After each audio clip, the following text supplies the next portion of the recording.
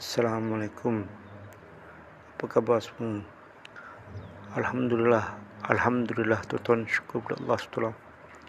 Salawat dan salam kata junjungan kita Nabi Muhammad SAW, ahli keluarganya serta para sahabatnya dan orang-orang yang mengikuti mereka dari semasa ke semasa hingga hari kiamat.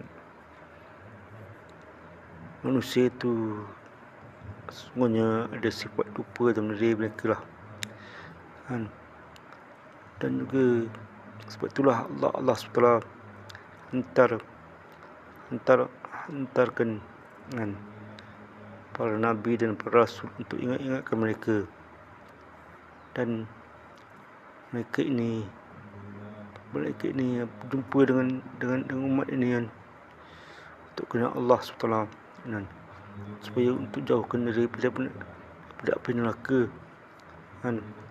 Sekarang tugas siapa tuan-tuan?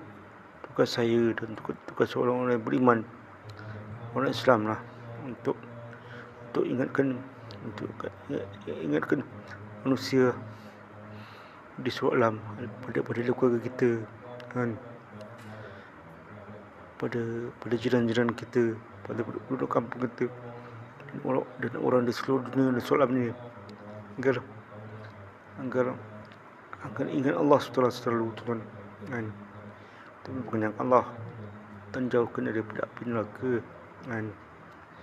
Ini tuan, tugas kita lah.